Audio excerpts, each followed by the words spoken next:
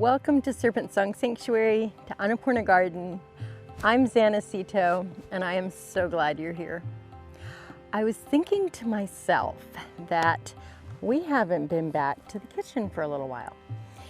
And I have all of these amazing little golden beets that I would love to harvest and turn into a soup. So I remember when I was a child and I was in Germany, my grandmother used to make this really lovely clear broth with a big potato dumpling right in the middle. And it just was so comforting to cut into that with my spoon and moisten it all up with that beautiful, beautiful broth. And it felt so secure and so warm, and I'm really yearning for that right now. In these really uncertain, crazy times that we're going through, it's really good to have something that reminds us of home, and gives us that secure, warm feeling that everything's okay. And there's nothing wrong with comforting ourselves with some food, and especially when it's really healthy and really fresh. So come on over here. Let's talk about beets. So these are some golden beets that I planted back in June or July. And they're quite nice, actually. It's some really beautiful greens and some nice sized little beetlets on here. So I'm gonna go ahead and take these out. Oh, here's a really nice one. Look at that gorgeousness. Oh my goodness. Go ahead and take these out. So let's talk about beets actually for just a moment. When we're cooking, when we're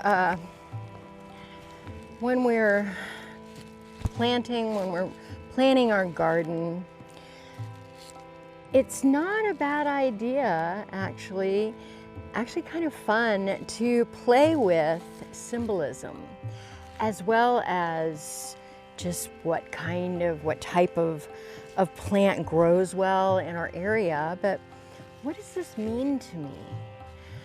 And when we're cooking as well, putting that intention into our meals can add just another little facet of well-being and health and love and comfort to that meal. So if you look at a beet, you have this beautiful root vegetable. So it roots down into the earth, which kind of brings to mind security and comfort and grounding and being centered, stable, foundation, all of these characteristics that evoke stability. So good time to bring that in, right? And the goldenness of this beet. So when we think of yellow or gold color, we think of light and of courage and of brilliance and growth. So that's another set of qualities that I certainly would like to bring in to my atmosphere, my environment right now. And then we can also look at the shape of the beet. So to me, it's vaguely reminiscent. Actually, this one's maybe a little bit better in shape, even though it's a lot smaller. It's reminiscent of a heart shape, right? And that heart shape, that brings to mind qualities of expansiveness, of acceptance, of tolerance, good one right now, of not only that expansive openness of the heart, paradoxically also the warm embrace of the heart. So they open, and the embracing, it's also reminiscent of the action of the heart, right? That pulse of life. So all of this, as we're harvesting, as we're planting, as we're harvesting, as we're cooking these vegetables, bringing this in as well, calling these things in as well, just adds a whole nother little facet of experience, of energy to our offering. So here, let's see, I think some of these I'm still gonna let go because they're not quite ready to go. But I have multi-sown here, so I'll pull some of the larger ones away from the smaller ones so the smaller ones can continue to grow. Let's see, no, that one's pretty small. And maybe leave the rest. Okay, this is enough for my purposes. Okay, and then I also want to use some fresh dill. So we've got a lot of dill here. The dill finally decided to perk up and pop out. So I'm going to be doing some pickling soon as well. So, yep. So I've got, I think that'll be enough. That'll be plenty. All right. Okay, let's go inside and make some soup. Welcome back to the kitchen.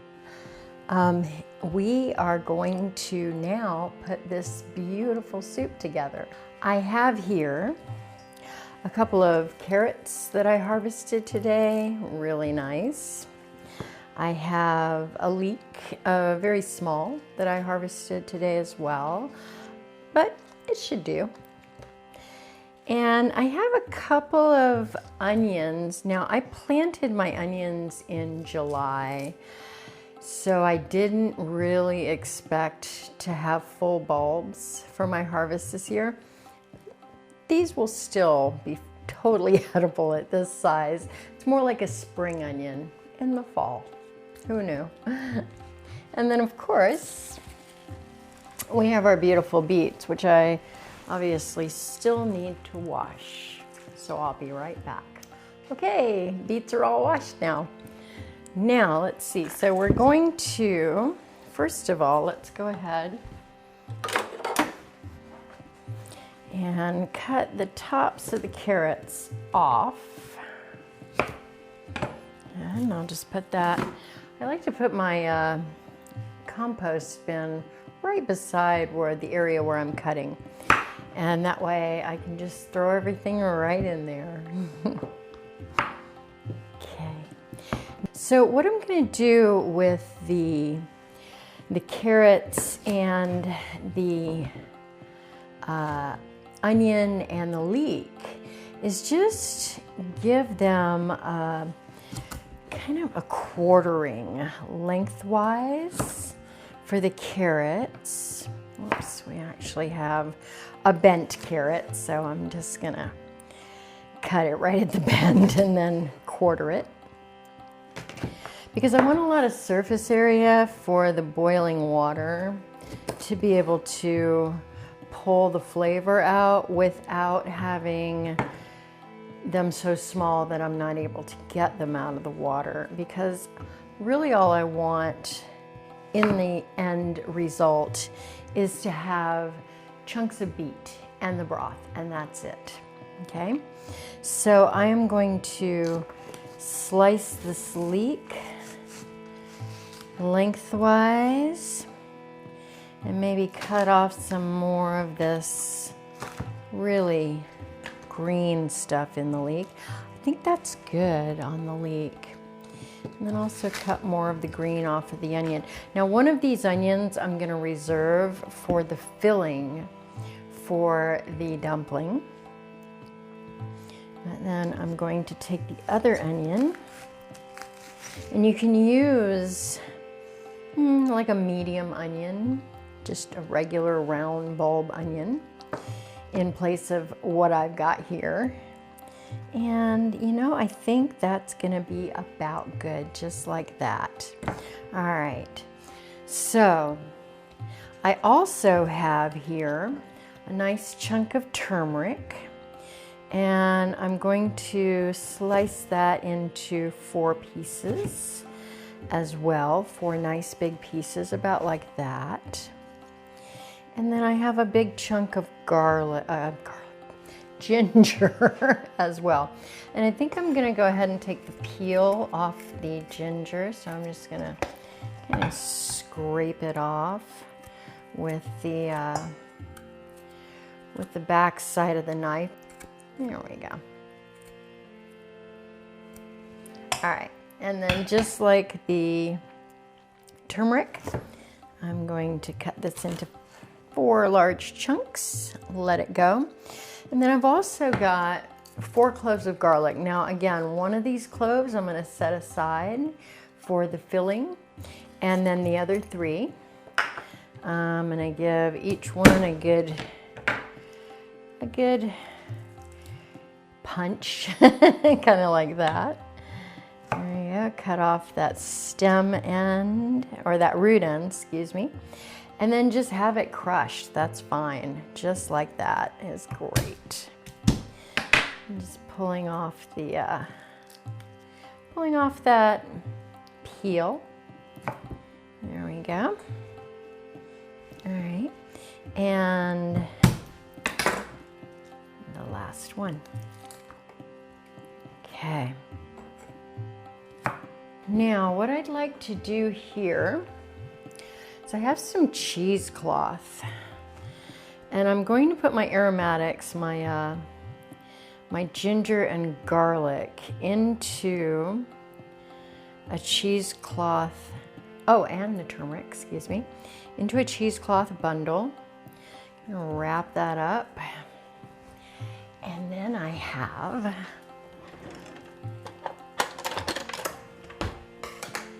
some twine. I'm just gonna give that a little piece of twine to tie it closed. So like I said, what I really want in the broth is just beets and broth, but I do want all the other flavors that I'm putting in. So I am going to take this and drop it into the water that I've got heating up on the stove. And then I've got another piece of cheesecloth here.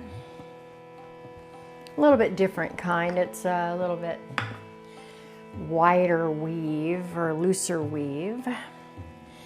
And on this one, I am going to take all of these, the carrots and the onions. Here we are. Throw those in a kind of a loose bundle. There we are.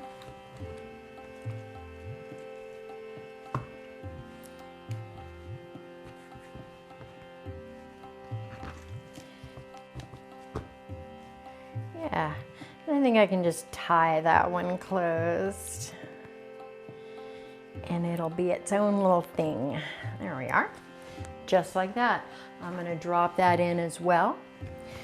And now for the beets. So I'm gonna make sure that we don't have any brown or wilty pieces on the greens. I think I might give those one more rinse.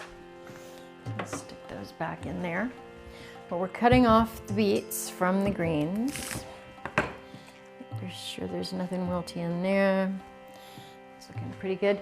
Now the greens are gonna be for the filling in the dumpling, and the beets, of course, are gonna go in the soup.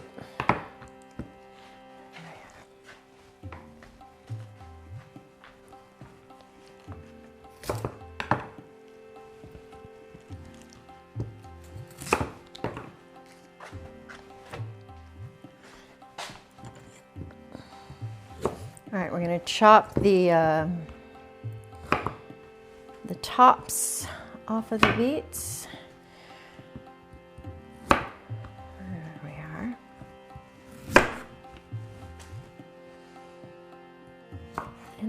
make some fairly small pieces. Now, some people peel beets. I don't tend to. I might peel off like just that kind of tough, very top part that's stuck above the ground while the beet was growing. But I think I'll leave the rest of the peeling on because there's a lot of nutrients in that peel. And I want to get as much of that goodness as I can. So all the while I'm doing this, I'm also keeping that intention in mind, the reason behind my choosing to make this dish. The intention of infusing it with comfort and security and health and vibrance. And, you know, just knowing that these vegetables, these beets especially, are very good for our hearts in different ways, not just in the nutritional content, but also just the energetic content. I know it sounds a little woo-woo, but it's amazing how much our mindset actually affects our health. So, I mean, it can't hurt, right? All right. Okay. So, just cover all the bases.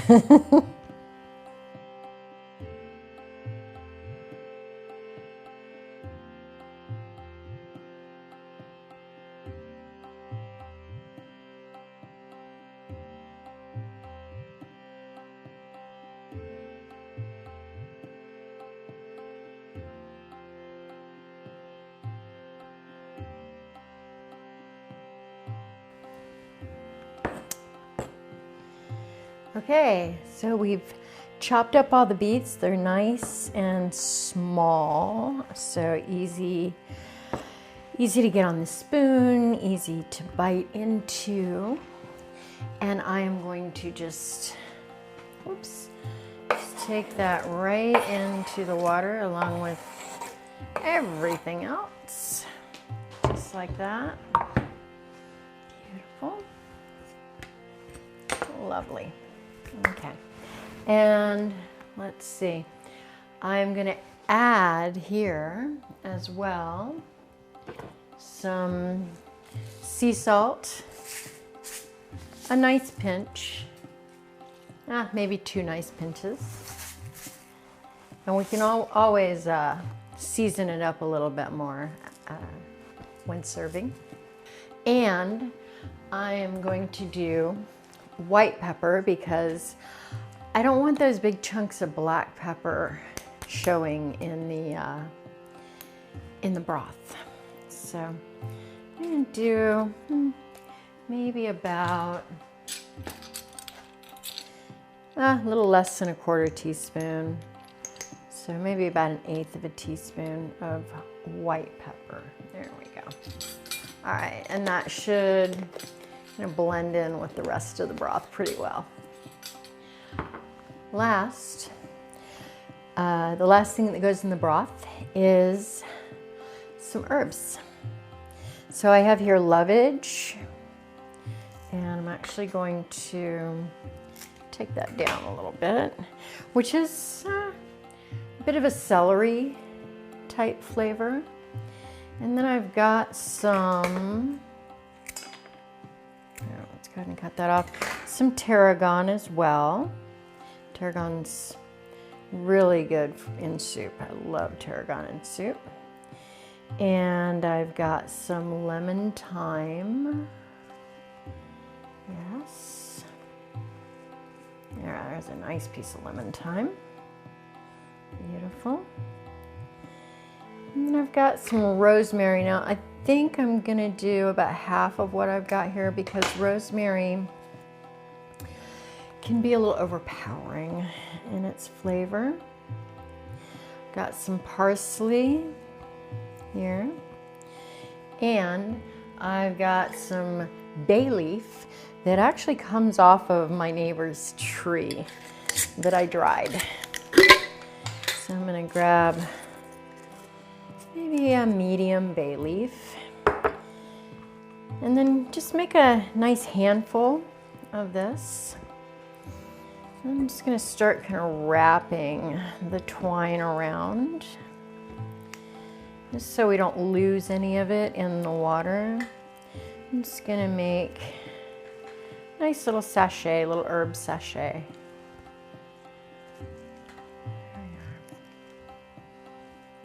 Beautiful. Lovely. All right. Cool. And there you have it. That goes in as well. All right. So we will let that cook and go ahead and move on to our filling for the potato dumplings. My broth and beets have come to a full rolling boil, and I have turned them down so that they can simmer and get all those flavors infused and mixed around so that it gets yummier over a little bit of time. I also have a pot of water that I put on to boil for the actual potato dumplings. And now I'm making the filling. So what I've done is I have chopped up the beet greens, taken as much of the stem off as possible, and then chopped them up. Chopped up about four medium-sized cremini mushrooms. I've finely chopped the one large clove of garlic and what would be one small red onion if it were a bulb, that you saw that I have just the spring type onion. And then I'm going to go ahead and put the garlic and the onion in first and get that going, get that oil infused. I have about a tablespoon, maybe a tablespoon and a half of olive oil in here.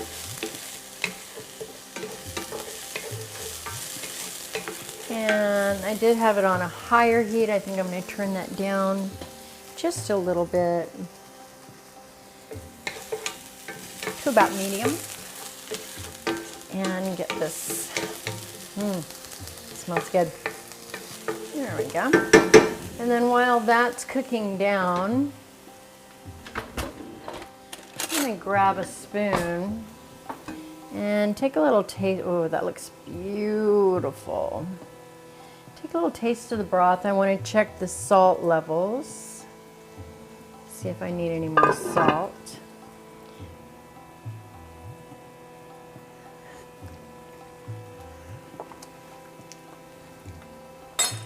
Yeah, I think I would add, I added actually a teaspoon more of salt.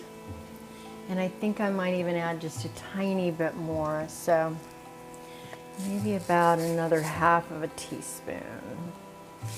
Yeah, there we go. And this is the coarse grind sea salt that I've been using. All right, so that's probably going to be perfect salt level wise. And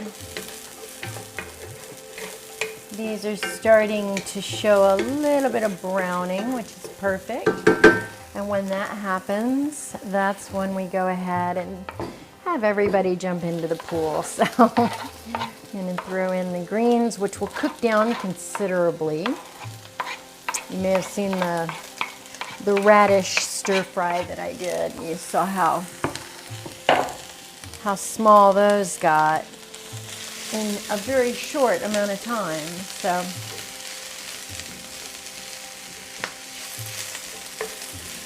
cook this down.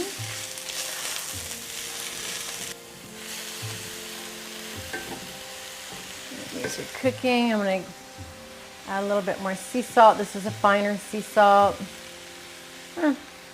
Just season to taste. Here I can put the freshly ground black pepper in. And again, this is all to taste. All right, these are cooking down quite a bit. So now I'm going to add about a tablespoon, I'd say, of balsamic. Let's do one more. Let's do 2 tablespoons. 2 tablespoons of balsamic.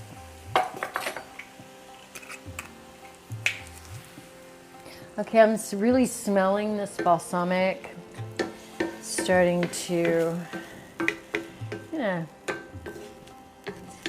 evaporate a bit. And as it does, it's also going to caramelize. And that's what I'm looking for. So I'm really going to cook this down so that it caramelizes well. I don't want it soggy at all.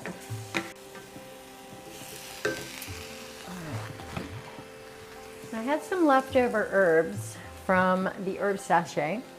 So here I have about a tablespoon of chopped fresh tarragon, about a tablespoon of chopped fresh lemon thyme, and about a teaspoon of the chopped rosemary. Everything fresh. So I'm gonna just invite those all to join the party.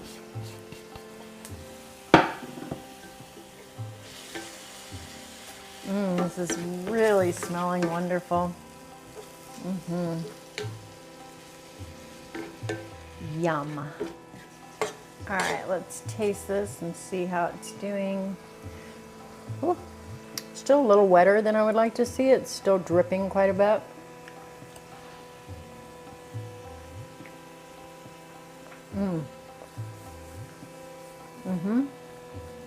Tastes really good though.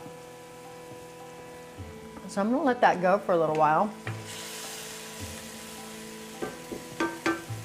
And I'll continue to check that as it caramelizes more. Right now, let's go ahead and get onto those dumplings. Okay, so full disclosure, I went ahead and made the potato dumplings last night, and they didn't quite turn out like I was hoping. I was trying to recreate the recipe from memory, and I did a little research to see what I needed to use. And actually, I think one of the main problems was that I was remembering from the perspective of an 8 to 10-year-old. And everything looks a lot bigger when you're a smaller person. So I made these dumplings like pretty big, and they didn't get cooked all the way through, for one. Number two, I think I used too much flour, and perhaps even the gluten-free flour might be a little too dense. And number three, I used 2 eggs, and it was just a little bit too much. So you can see from the consistency here that, yeah, it's pretty tough. And looking inside, you can actually see that it didn't quite get done all the way through. And it's just dense. It's really, really dense. It's not flaky. So we're gonna try again today. So I had worked up 5 pounds yesterday. Unfortunately, my beautiful potatoes from the garden. So now I'm gonna go down to 3 pounds today. 5 pounds did make quite a bit, and it was a lot of work, So let's talk dumplings for just a second. There's a few different ways that you can do this. You can cook the potatoes and then mash them up and then create your dumplings. You can add some flour, add some egg. You can use half mashed and half raw grated. And the preferred method of my grandmother that I remember was to use raw grated. That's it, raw grated potatoes. And we're going to use one very small egg because I don't want to get that density. And I'm going to try, because I still want to go gluten-free, I'm going to try a glutinous rice flour. So I have 3 pounds of potatoes, one very small egg, and I'm going to do a 1/4 cup of the glutinous rice flour.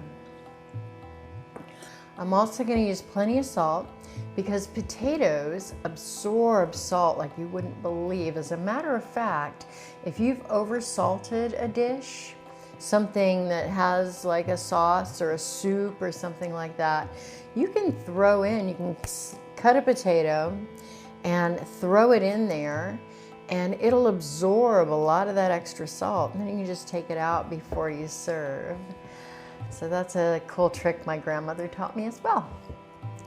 And you also need a clean tea towel. And you don't want the terry cloth towel. You want the more smooth weave, because you're going to be using this to wring the grated potato out. If you have the terry cloth, the potato is just going to get stuck all in the fibers, and we don't want that. All right, a grater, box grater, a bowl to grate into, of course, your potatoes, and a potato peeler. And then we're going to use, to season the potato batter or the potato dough that we're making, we're going to use whole cumin. We're going to use some freshly ground nutmeg. So I have whole nutmeg here, and a little grinder, a little grater, a little mini grater, and salt and pepper. All right, so let's get these things peeled up. I have from the garden several different colors of potato. I've got purple, red, and white potatoes. Once you've peeled your potatoes, you're going to be putting them in a water bath so that they don't brown as you're working on the rest.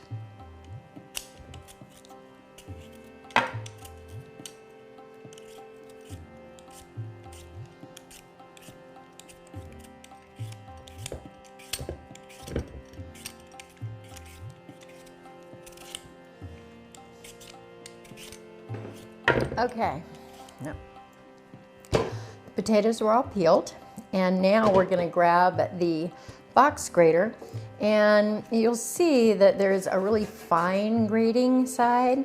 We're going to use the coarser grating side. So bring my potatoes in a little bit here. Now, my grandmother lived until she was 105 years old, and I can see why. This is a workout. And I saw some recipes where they suggested putting them in the food processor. My only issue or question with that would be that potatoes have a lot of starch in them, and when you over whip a potato with a hand mixer to make mashed potatoes, it can get really sticky. So I kind of wonder if that wouldn't also be the case with a food processor. No, I'd rather not risk it. So we're gonna do it the old-fashioned way.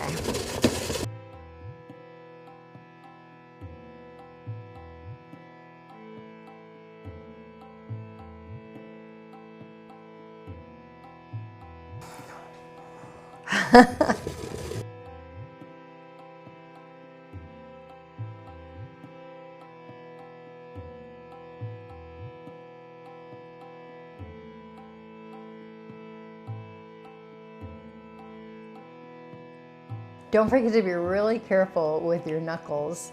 These things will bite.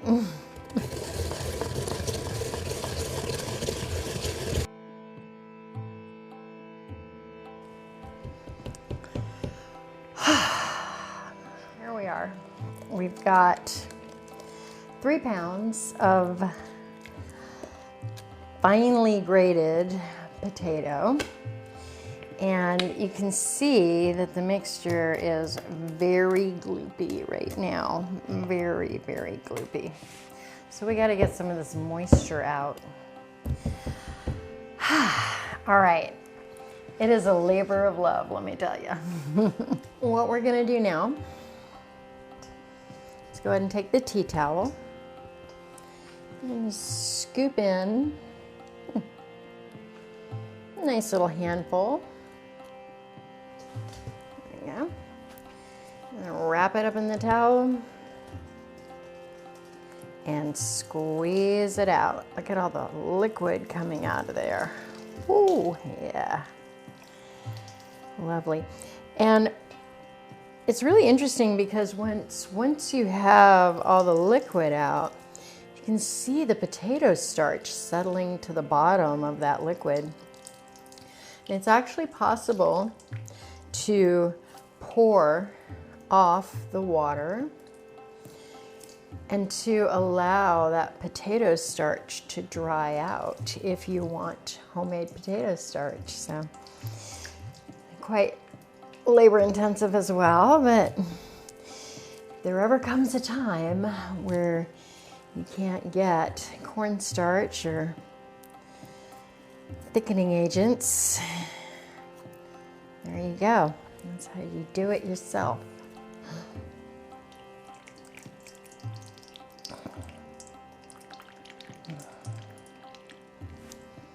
All right, I'm gonna bring my bowl over here. And now this is what you're left with. Very firm, dry potato. Grated potato. There we are. All right, I'm gonna get the rest of this squeezed out and then we'll get to making the dumpling dough.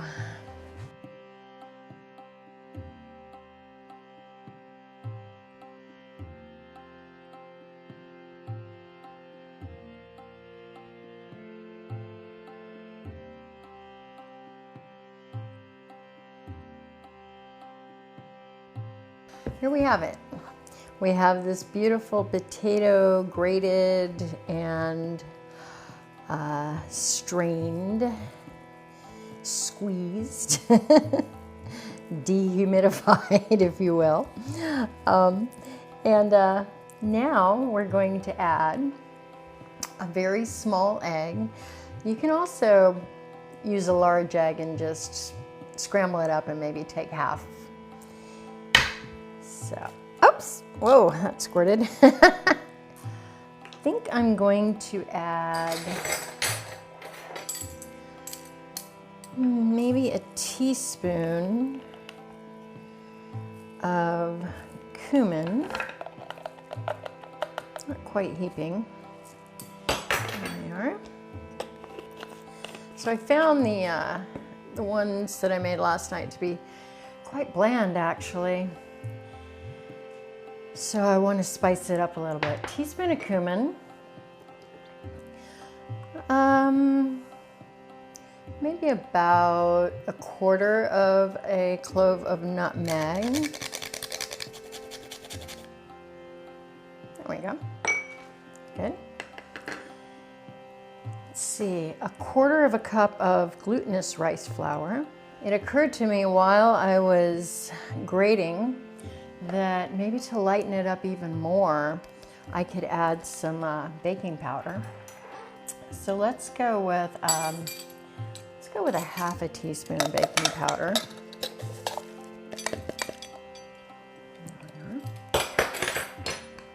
Okay.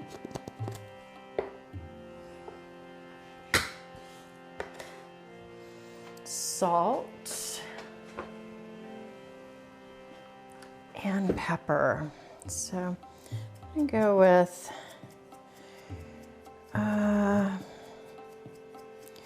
probably a good teaspoon of salt. There we are. and some fresh ground pepper. Now I'm wondering if I shouldn't even just give it a little tiny bit more of a kick with some cayenne. Let's do that. Just a little kick. All right, so I'm gonna say about a 1/4 teaspoon. Just to give it a little bit of a oomph, you know? And then we're just gonna mix this up.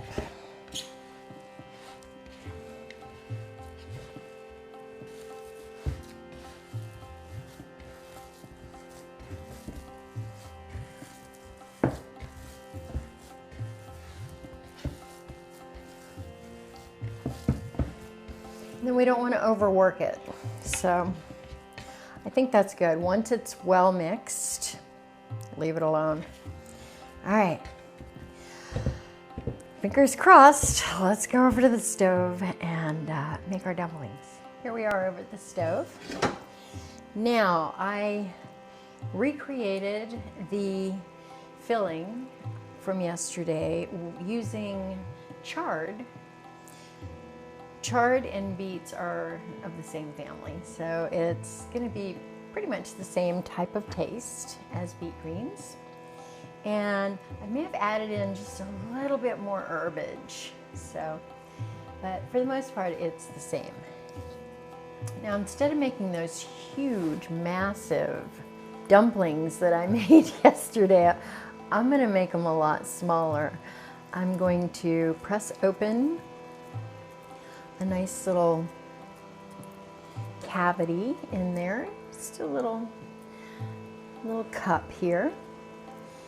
I'm going to put in some of this really nice filling right into that little nest that I've made. And I'm just going to work the dough around that until it's closed up. There we are.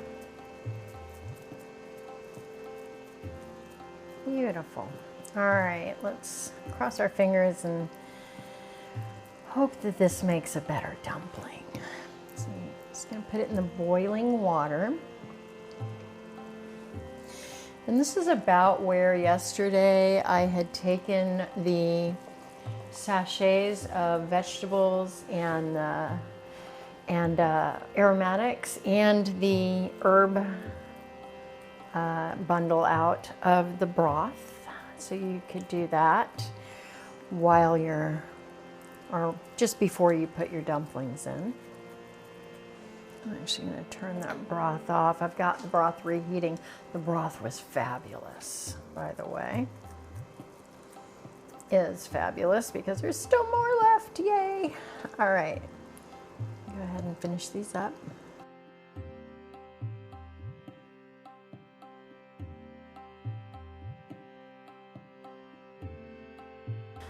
I also wanted to say that traditionally in Germany, they would put a big bread crouton in the center.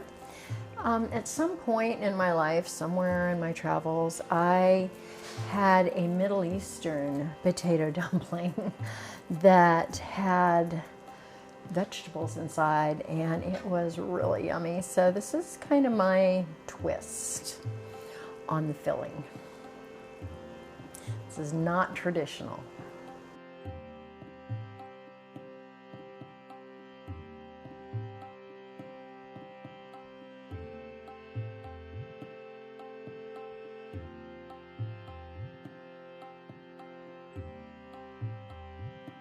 So I'm going to let these boil until they lift off of the bottom, and I'm going to also make sure they don't stick to the bottom. I'm just moving them around just a little bit after I get them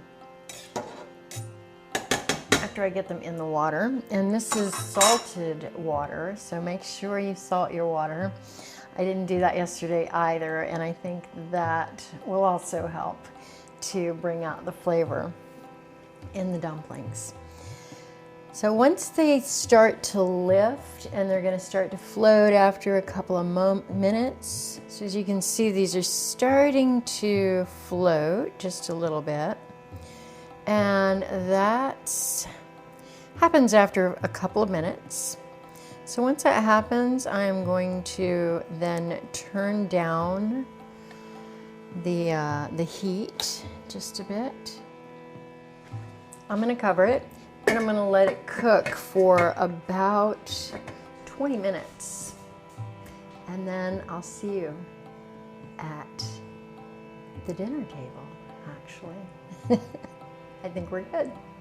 Well, here we are at the table.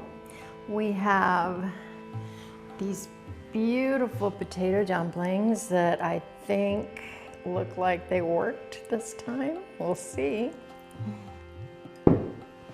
And this really, really nice, savory broth from the beets. So what I'm going to do is go ahead and grab one of these little dumplings. Oh yeah, that feels much better. Yum. Much more well seasoned as well. And then I'll take some of this lovely broth with the beet chunks in it and just pour that over. Nice.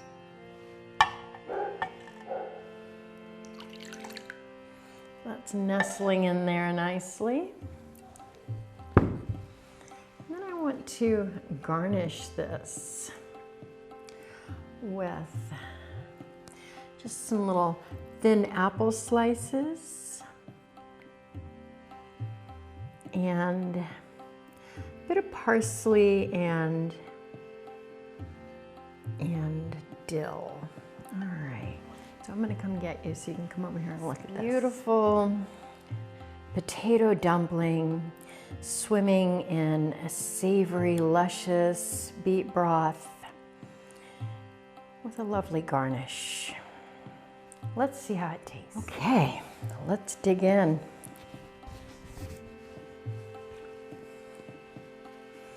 So I'm going to cut open the dumpling first. That's already a lot more promising. And you can see this beautiful filling in here is just so gorgeous. Let's see.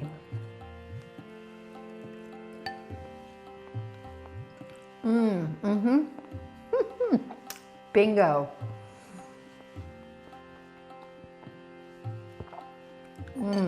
Nailed it. Nice. All right. Nice and light. The texture, flaky, fluffy. Not too dense, or not dense at all, actually. The flavor of the filling is a nice little pop with that balsamic. Yum.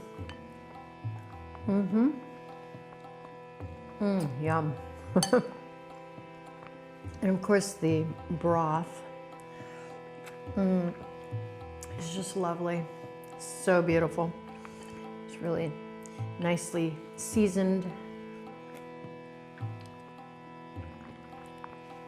And the beets are nice and tender. Yeah. Okay, we did it. I am so glad. I don't think I would have wanted to grate potatoes again. Although I did manage to make it through 8 pounds without bruising my knuckles or grating my knuckles, which is amazing. Okay, well, there you have it. This is lovely, comforting, evocative of home and a sense of security and grounding and all those things that we really, really need right now as winter comes on, and we're just looking for you know, something to snuggle into. This is it. This definitely does the trick. So I hope you have enjoyed coming with me on this adventure. It's been some ups and downs, but we made it to the end. And I'm gonna go ahead and finish this up. So until we meet again, be nourished, be inspired, and be transformed. I'll see you later. Bye-bye.